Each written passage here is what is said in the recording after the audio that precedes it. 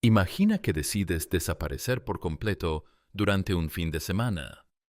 No por impulso ni por desesperación, sino como parte de un viaje cuidadosamente planeado. Imagina que todo está listo: la ruta, el equipo, la compañía. Y luego, sin previo aviso, el mundo simplemente deja de saber de ti. A comienzos de septiembre de 1996, Alejandro Salazar, un estudiante de posgrado en biología de 23 años de la Universidad de Wisconsin, salió desde Madison con dirección al norte. Lo acompañaba Sofía Méndez, estudiante de fotografía de 21 años, con quien compartía interés por la naturaleza y la documentación de especies en peligro. Ambos alquilaron un vehículo todoterreno y se dirigieron hacia el Bosque Nacional de Chequamegon-Nicolet, con el objetivo de recorrer una ruta de senderismo de 12 kilómetros durante el fin de semana.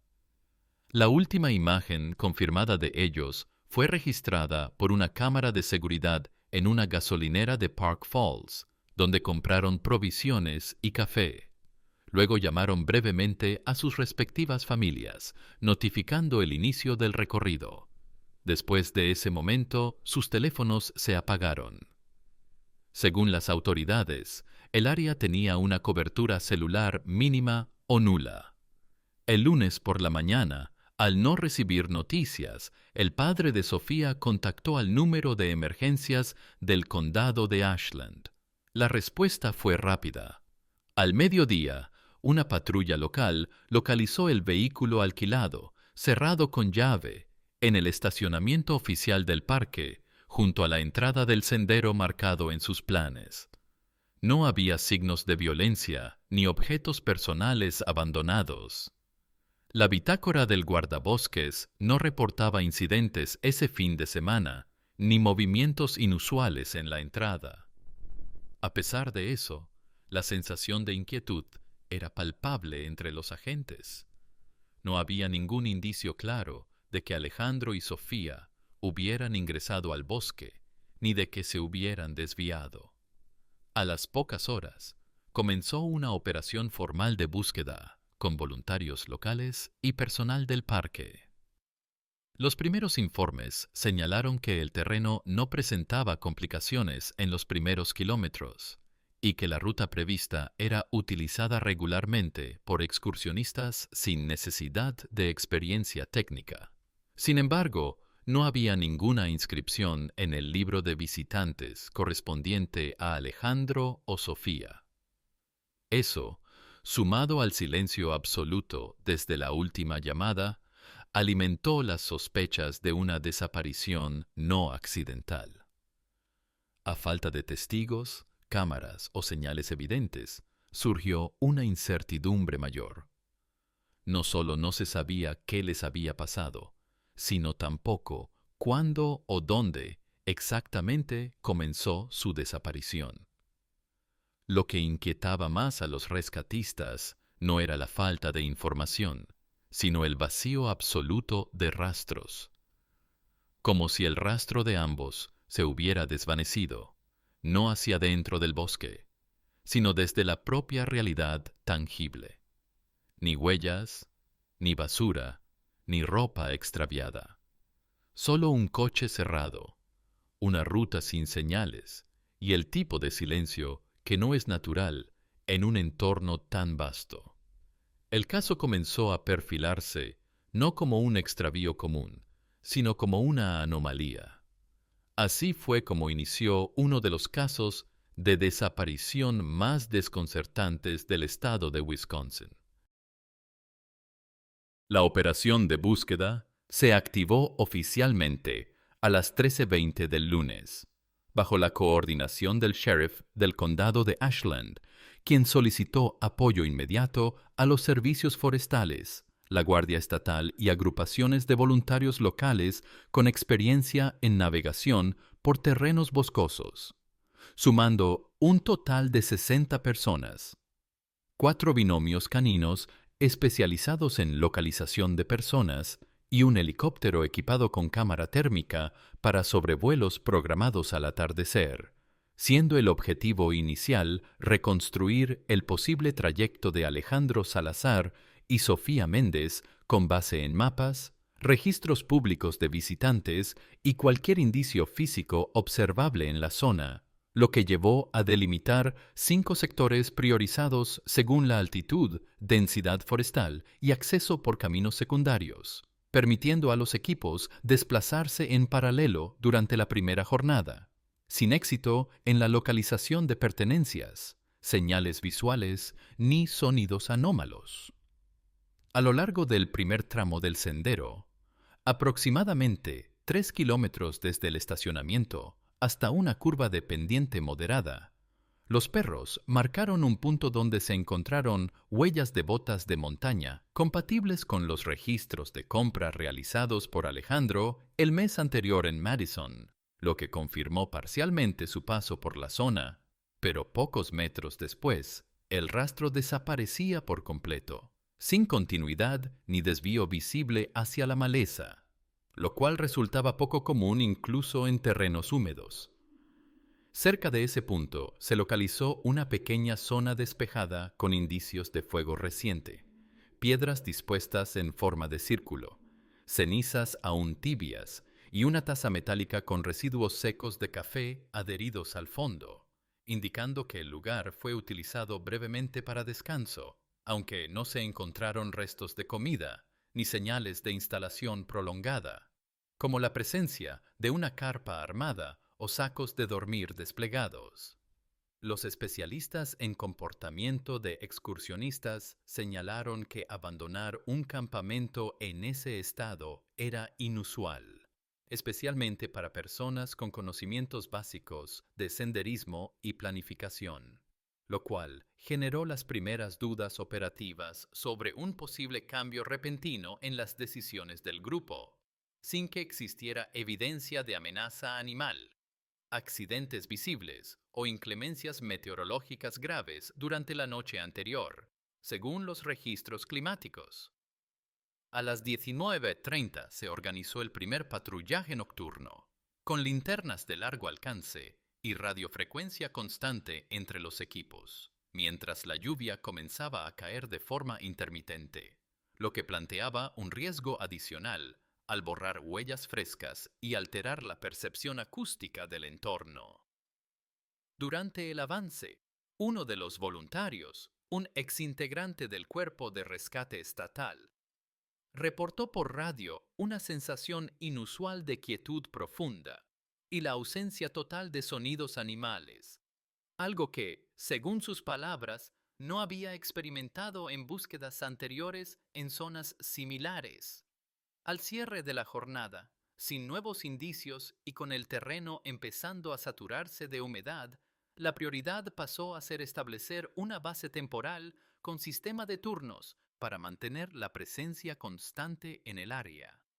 Aunque en privado, varios rescatistas comenzaron a manifestar la impresión de que no se trataba de una simple desorientación,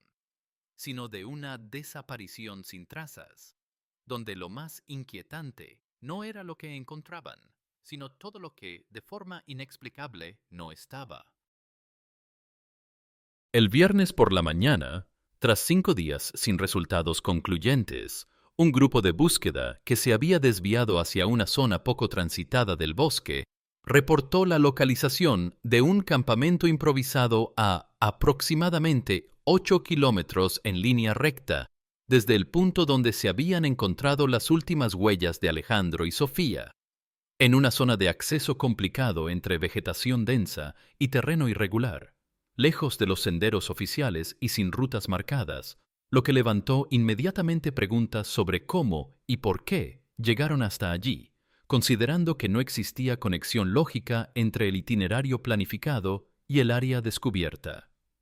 La tienda de campaña, de color verde oscuro, había sido cortada verticalmente desde el techo hasta la base, como si alguien hubiera abierto la lona con una herramienta afilada desde el exterior, sin signos de forcejeo o desorden alrededor, y en su interior se encontraron 2 sacos de dormir enrollados, una mochila abierta con ropa doblada cuidadosamente, una cámara fotográfica protegida en su estuche y varias provisiones sin consumir, incluyendo paquetes sellados de alimento deshidratado y 2 botellas llenas de agua, lo que indicaba que no se trataba de un abandono por falta de recursos. El elemento más relevante fue la cámara, cuyo carrete fue revelado ese mismo día en el laboratorio del condado, revelando una serie de imágenes que retrataban momentos cotidianos durante el trayecto. Paisajes, troncos marcados con musgo, una ardilla en una roca y finalmente una fotografía con ambos jóvenes sentados frente a una fogata, comiendo, con expresión relajada, tomada al atardecer del 13 de septiembre, lo que concordaba con la línea temporal establecida por los registros satelitales de luz solar, determinando que la imagen fue capturada a las 18:47 de ese día. Ninguno de los detalles en la imagen sugería malestar, ansiedad o prisa, y las sombras largas proyectadas por la luz natural confirmaban que la escena tuvo lugar poco antes del anochecer, lo que hacía más desconcertante la ausencia total de rastros posteriores a esa noche. En el campamento también se observó que los alimentos habían sido colgados de forma ordenada en una rama como medida de precaución contra animales salvajes, y que las botas de montaña habían sido dejadas junto a la entrada, alineadas, lo cual reforzaba la impresión de un cese abrupto de actividad más que una huida improvisada. Los investigadores no hallaron señales de lucha, intrusión animal, ni disturbios del terreno, y el hecho de que los objetos de valor, incluyendo una billetera con dinero y documentos, permanecieran intactos, redujo la probabilidad de un robo como causa principal. En el cuaderno de observaciones de Sofía, que también fue recuperado en la tienda,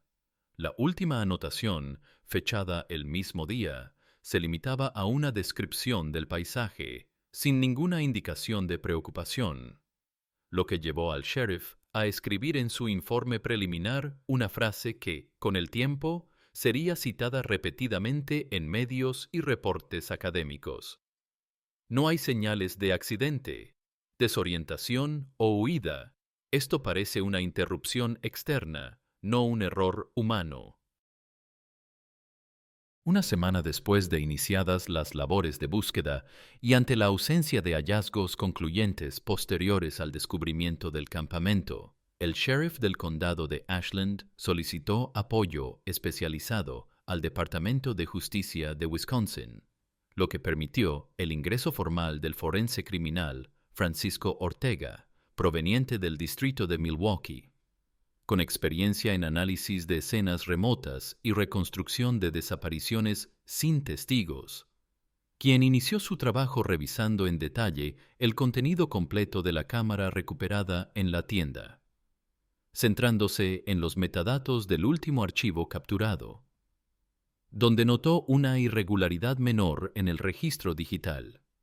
un salto de segundos entre 2 fotografías consecutivas, en una secuencia previamente constante, que indicaba una posible interrupción manual o automática del dispositivo, lo que motivó la solicitud de una ampliación forense de la imagen final, en la cual, tras aplicar filtros de contraste y definición, se reveló una figura borrosa al fondo, entre la línea de árboles, parcialmente oculta por la luz descendente del atardecer, cuya silueta no correspondía a ninguno de los 2 jóvenes, y cuya posición sugería que se encontraba entre el campamento y la ruta principal, en dirección opuesta al ángulo de enfoque.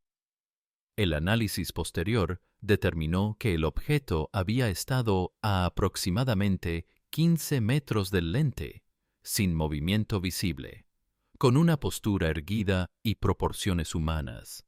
pero sin detalles identificables en rostro o vestimenta, lo que llevó a Ortega a enviar el negativo digital a un laboratorio externo para verificación.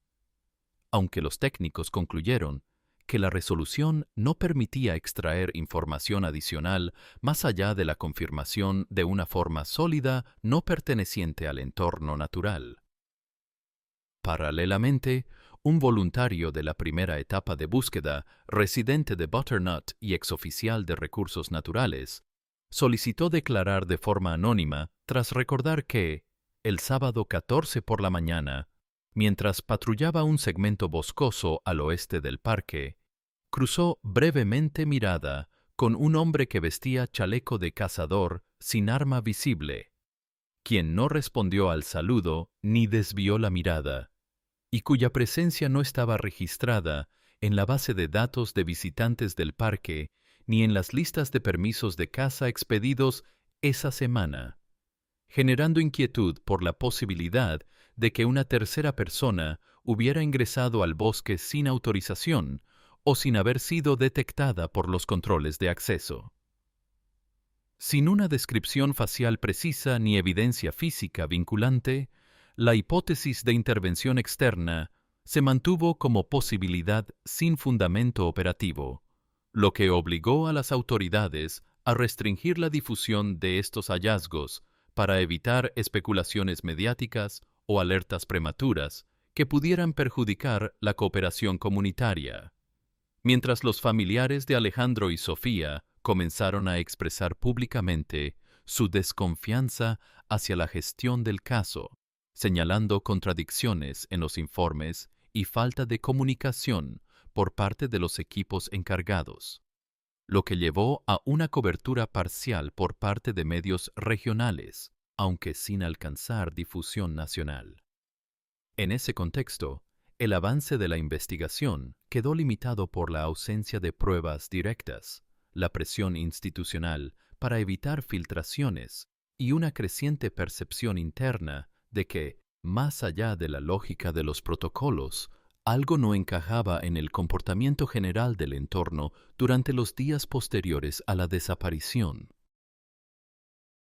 Un mes después de la desaparición, cuando el caso comenzaba a perder presencia en los boletines oficiales y las patrullas redujeron su frecuencia por decisión presupuestaria, un estudiante del Northwood Technical College de Port Wing, que realizaba prácticas de cartografía en campo, encontró por azar una gorra parcialmente enterrada entre hojas secas a unos metros de un arroyo estacional en un sector boscoso que no había sido incluido en los recorridos anteriores, ya que no formaba parte de la red de senderos trazados ni presentaba interés recreativo, lo cual explicaba su aislamiento geográfico y el bajo tránsito humano en la zona. La gorra era de color oscuro, con el logotipo bordado de la Universidad de Wisconsin en el centro, y en la parte interior de la visera estaban escritas a mano las iniciales AS, junto a una mancha oscura de forma irregular que, tras el análisis de laboratorio, resultó ser sangre tipo AB positivo, el mismo grupo sanguíneo registrado en la ficha médica de Alejandro Salazar, lo que transformó el hallazgo en el primer indicio físico corroborado vinculado directamente a una de las víctimas desde el hallazgo del campamento. Además del rastro hemático, los técnicos de la unidad forense hallaron un cabello adherido al interior de la banda textil, el cual, tras la comparación genética, no coincidía ni con Alejandro ni con Sofía, ni con ningún individuo registrado en la base de datos criminal estatal o federal, quedando como muestra no identificada en la cadena de custodia, sin origen confirmado ni hipótesis concluyente sobre su presencia en el objeto. Este detalle generó tensiones internas en la comisaría del condado, ya que fue interpretado por algunos agentes como una señal de contaminación del lugar original de los hechos, o incluso de manipulación posterior del objeto, lo que obligó a redefinir las zonas de búsqueda y extenderlas hacia sectores considerados anteriormente marginales o sin relevancia operativa. Como respuesta, el FBI desplegó un equipo técnico encabezado por el agente Christopher Malloy, quien coordinó una revisión exhaustiva de todos los elementos recolectados desde septiembre, cruzando ubicaciones, tiempos y trayectorias mediante sistemas de mapeo tridimensional, lo que permitió identificar una cuenca de erosión fluvial a 3 kilómetros del nuevo hallazgo, donde fue localizado un morral de tela sintética en aparente buen estado de conservación, cubierto parcialmente por ramas, sin signos visibles de deterioro, a pesar del tiempo transcurrido, lo cual sorprendió a los analistas. En su interior se encontraron cuadernos con notas manuscritas, una brújula antigua y un diario de campo con varias páginas arrancadas al final, entre las cuales la penúltima contenía una entrada fechada el 14 de septiembre, en la que Alejandro, según el análisis grafológico, habría escrito una frase breve en inglés: "Someone walks near our camp at night", mientras que la última hoja había sido retirada sin dejar restos ni marcas, como si hubiese sido arrancada con extremo cuidado. Este descubrimiento reforzó la percepción de que la desaparición no fue producto del azar ni de causas naturales, sino que estuvo precedida por eventos que alteraron progresivamente la rutina de los jóvenes, sin dejar huellas explícitas, como si el entorno mismo hubiese absorbido los últimos rastros sin esfuerzo. En la primavera de 2001, durante un proceso de evaluación ambiental posterior a las inundaciones de marzo, que afectaron varios tramos del bosque Chequamegon-Nicolet, los guardabosques Manuel Reyes y Esteban Lutz fueron asignados a una inspección de rutina en una zona próxima a un viejo arroyo seco que había sido desviado por la erosión, donde la acumulación de lodo, ramas arrastradas y sedimentos formaba pequeños diques naturales que alteraban la visibilidad del terreno, lo que obligaba a realizar observaciones desde puntos elevados con binoculares térmicos y manuales. En una de las zonas despejadas por la crecida, cerca de una formación rocosa irregular, Reyes notó una diferencia cromática en la superficie del suelo, una tonalidad más pálida, ligeramente distinta a la tierra circundante, lo que en contextos de inspección suele asociarse a disturbios recientes o al desplazamiento superficial de materia orgánica, por lo que decidieron registrar el área mediante fotografías y coordenadas GPS antes de excavar con herramientas manuales. A medio metro de profundidad, bajo una capa delgada de hojas secas y piedras apiladas sin patrón aparente, encontraron 2 cuerpos en estado avanzado de conservación, dispuestos paralelamente y orientados hacia el norte, con el torso descubierto y las extremidades dispuestas simétricamente, sin señales visibles de descomposición agresiva,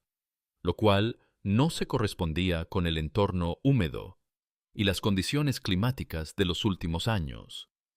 La ropa identificada en las extremidades inferiores coincidía con las prendas descritas en los informes de desaparición de Alejandro Salazar y Sofía Méndez, incluyendo detalles como costuras personalizadas, parches universitarios y el tipo de calzado deportivo utilizado por Sofía, según fotografías anteriores, lo que permitió una identificación preliminar reforzada, luego por registros odontológicos que confirmaron la identidad de ambos sin necesidad de análisis genético adicional. El hallazgo fue comunicado inmediatamente a las autoridades federales, quienes enviaron un equipo forense de campo que estableció un perímetro de aislamiento y trasladó los cuerpos al Instituto Médico Legal del Condado de Dane,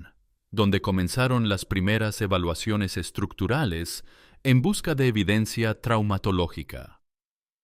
La inspección inicial no detectó fracturas, heridas punzocortantes ni signos aparentes de violencia directa. Y lo que llamó la atención de los peritos fue la disposición inusual de los cuerpos, la simetría del enterramiento y la ausencia de desorden en la zona de inhumación, elementos que sugerían una acción planificada, no improvisada ni producto de una urgencia. La inexistencia de animales carroñeros en el área y la falta de rastro orgánico en la superficie reforzaron la hipótesis de que los cuerpos fueron depositados allí mucho después de su desaparición, o bien bajo condiciones que inhibieron el proceso normal de descomposición, lo cual exigía análisis posteriores de tejidos blandos que a simple vista parecían más secos que degradados. El sheriff local, en una breve conferencia, calificó el hallazgo como crítico para la investigación, pero declinó emitir conjeturas, mientras las familias, notificadas con carácter confidencial, fueron informadas de que no podrían proceder a los entierros hasta completar la cadena legal de custodia, dado que el caso, por su complejidad y presunta intencionalidad, pasaba ahora a jurisdicción federal. El encargado de realizar las autopsias fue el doctor Carlos Navarro, patólogo forense del Instituto Médico Legal de Madison,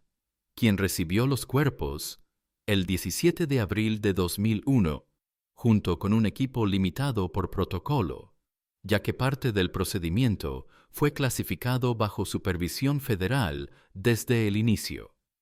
lo que restringía la documentación fotográfica y la divulgación de resultados parciales hasta nueva autorización, lo cual generó tensiones internas entre el personal técnico y los agentes del FBI asignados al caso.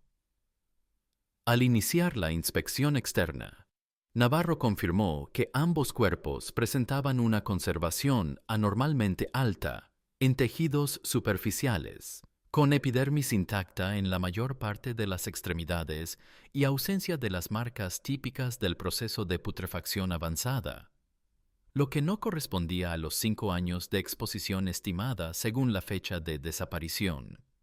y que tampoco se explicaba por factores ambientales como temperatura, humedad o tipo de suelo, ya que el área donde fueron hallados no presentaba condiciones propicias para la momificación natural.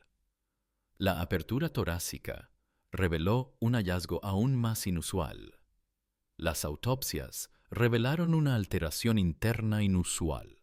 con ausencia de órganos principales y sin signos de trauma externo evidente, lo que desconcertó a los forenses por no tener explicación médica conocida, incluyendo corazón, pulmones, hígado, riñones y el tracto digestivo completo, sin signos visibles de extracción violenta, en cavidades, lo que sugería una intervención no convencional realizada con extrema precisión o mediante un proceso desconocido, hipótesis que el mismo Navarro se negó a formalizar en su informe preliminar por falta de referencias médicas o forenses válidas. Además, la ausencia total de sangre líquida o coagulada en cavidades internas indicaba un drenaje absoluto, mientras que las muestras de tejido muscular extraídas para análisis histológico revelaron un nivel de deshidratación incompatible con el estado aparente de conservación externa, como si se tratara de cuerpos secos por dentro, pero estables por fuera, lo cual provocó que los expertos en biología celular solicitados como consultores independientes no pudieran emitir una conclusión satisfactoria. En el caso de Alejandro, se observó en el reverso de su camiseta un residuo aceitoso que, al ser sometido a luz ultravioleta, mostró una forma ovalada parecida a los análisis. Detectaron una marca inexplicable en la prenda de Alejandro, cuya forma no coincidía con patrones humanos conocidos, lo que motivó su clasificación como evidencia reservada bajo custodia federal, que fue documentada y enviada al Laboratorio Central del FBI en Quantico para comparación con las bases de datos nacionales, pero cuyo análisis posterior determinó una irregularidad morfológica significativa.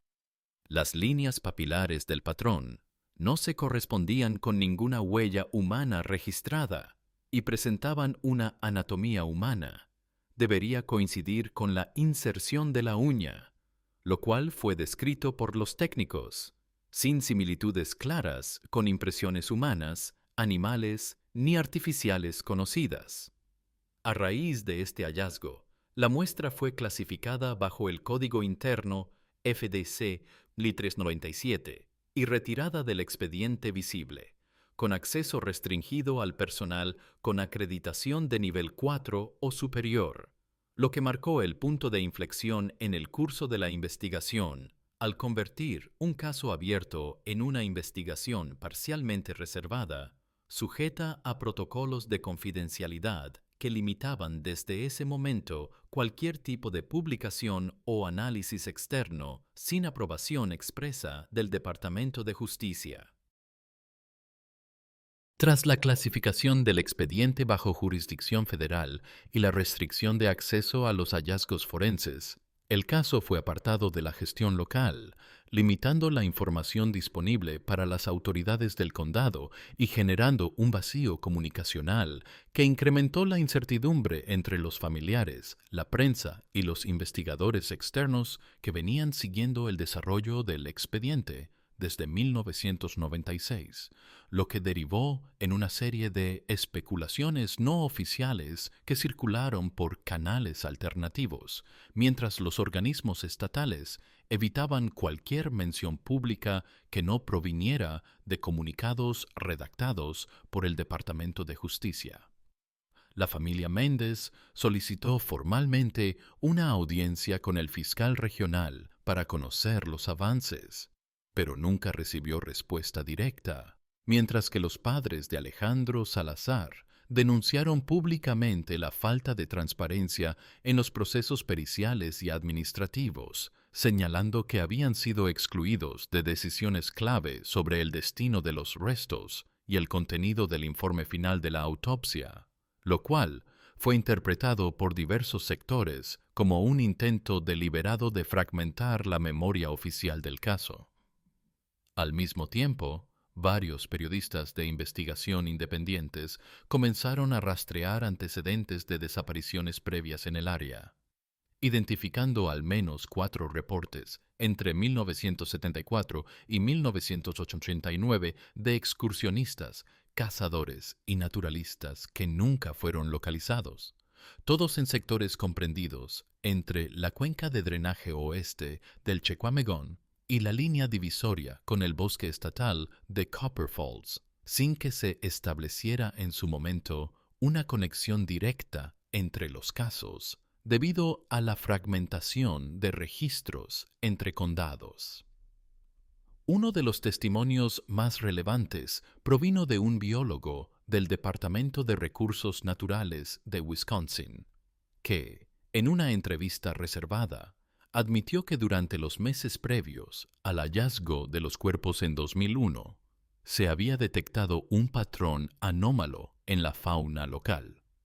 específicamente una serie de cadáveres de pequeños mamíferos y aves hallados internos. Se detectaron patrones anómalos en la fauna, con hallazgos que no pudieron ser explicados por causas naturales o depredadores conocidos a las observadas por el equipo forense, pero sin signos de predación o actividad carroñera, lo que llevó a su equipo a notificar internamente al Centro de Control de Zoonosis, aunque el reporte nunca fue publicado ni trasladado a medios. Este patrón, ignorado por las autoridades en su momento, fue retomado por medios alternativos que comenzaron a vincular la desaparición de Alejandro y Sofía con un fenómeno de comportamiento atípico en el ecosistema, lo que alimentó narrativas especulativas y generó presión sobre los organismos encargados, que respondieron con el silencio institucional característico de los expedientes reservados. Paralelamente, el turismo en la región comenzó a declinar, especialmente en los sectores próximos al antiguo sendero de acceso, donde fue hallado el vehículo de los desaparecidos, y varios guías locales reportaron cancelaciones de grupos escolares y restricciones no anunciadas en zonas anteriormente habilitadas, mientras que residentes de Park Falls y Glidden relataron que algunos caminos forestales habían sido cerrados sin justificación oficial y que las señales de acceso habían sido retiradas durante la noche por equipos no identificados, lo que fue interpretado como una medida de contención para evitar el retorno de curiosos o investigadores no autorizados. En ese contexto, el bosque dejó de ser un territorio público para convertirse, progresivamente, en una zona de duda donde la información ya no circulaba y donde la ausencia de respuestas oficiales comenzó a adquirir un peso más denso que cualquier hipótesis. En el transcurso de 2002, y sin nuevos hallazgos ni declaraciones oficiales, el caso fue archivado de manera discreta bajo el Código de Expediente Cerrado FTC y H397B, con estatus de no resuelto y acceso restringido a investigadores acreditados,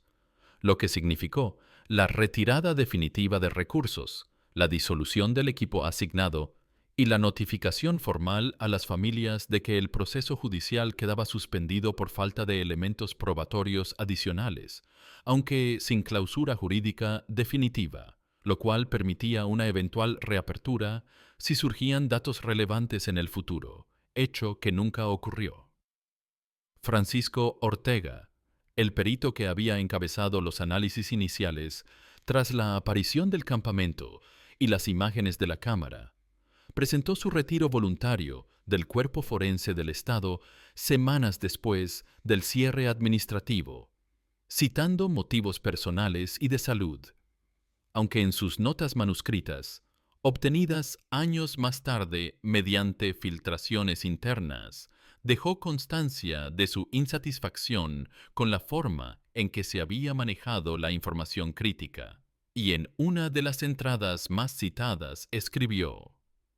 "Esto no fue una desaparición convencional. Los elementos encontrados no encajan con ningún escenario conocido, pero nunca sabremos de qué, ni por qué, ni para qué".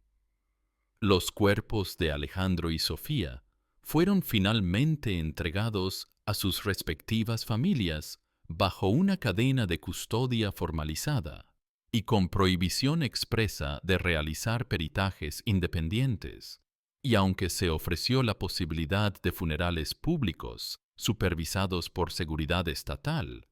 ambos núcleos familiares optaron por ceremonias privadas sin convocatoria abierta, alegando razones de agotamiento emocional y solicitudes de intimidad tras años de exposición mediática e incertidumbre prolongada.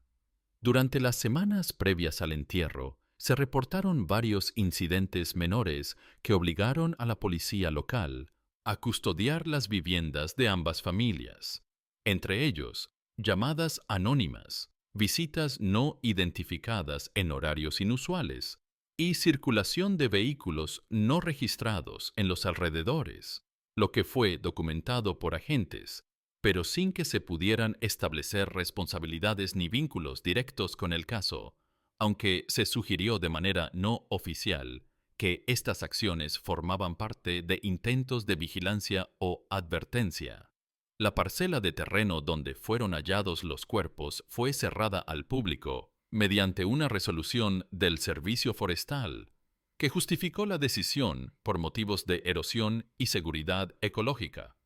aunque varios residentes del condado afirmaron que la zona se mantenía bajo observación no declarada y que se habían instalado sensores térmicos y cámaras camufladas en las inmediaciones, lo que contrastaba con el abandono habitual de otras áreas clausuradas por razones ambientales. A partir de ese momento, la historia dejó de formar parte del registro visible del bosque. No fue incluida en los mapas de senderismo posteriores, ni en las guías estatales de patrimonio natural. Y ningún cartel, recordatorio o placa conmemorativa fue autorizado, como si el episodio nunca hubiera ocurrido. En las escuelas del área, Donde antes se utilizaban reportajes sobre el caso como material para talleres de ética y periodismo, se retiraron todos los documentos vinculados y los docentes fueron instruidos para no abordar el tema sin aprobación previa del consejo escolar. Así, la memoria pública del caso fue gradualmente desplazada por una forma de omisión institucional que, con el tiempo, sustituyó la pregunta por el silencio. 20 años después del cierre administrativo del caso, el Bosque Nacional de Chequamegon sigue figurando como una de las mayores reservas forestales del estado de Wisconsin, aunque el tramo occidental, donde fueron encontrados los cuerpos de Alejandro Salazar y Sofía Méndez, fue excluido de las rutas oficiales y no aparece en los mapas turísticos publicados desde 2003, lo cual ha generado un vacío cartográfico que rara vez es mencionado por los funcionarios del servicio forestal y que permanece sin señalización ni mantenimiento visible, como si esa porción del terreno hubiera sido devuelta a una condición previa al uso humano.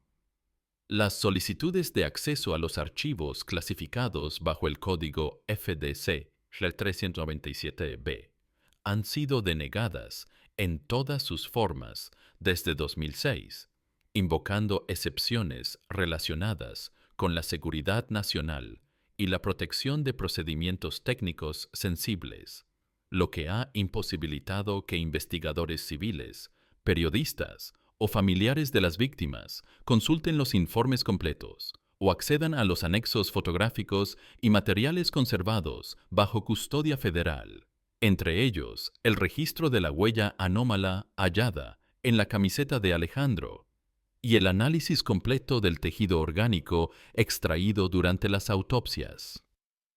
En el ámbito académico, el caso es mencionado en círculos especializados en criminalística como ejemplo de expediente híbrido, término no oficial utilizado para describir investigaciones que comienzan bajo jurisdicción local, pero que, tras la aparición de indicios fuera del marco procesal estándar, son absorbidas por estructuras federales sin explicación pública y con restricción progresiva del acceso a la información. En 2021, la periodista investigadora Laura Eckers presentó una solicitud formal de reapertura del caso basada en la Ley de Libertad de Información,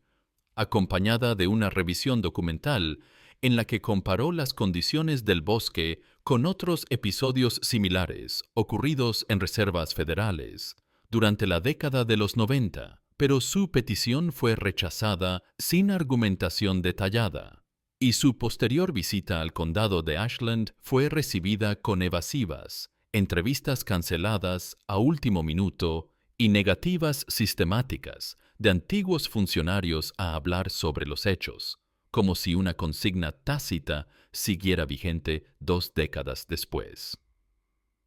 Durante su estancia, Eckers logró identificar a un ex guardabosques retirado que aceptó acompañarla a la zona donde se realizó la excavación en 2001, aunque advirtió que, desde entonces, la vegetación no había vuelto a crecer sobre el claro original,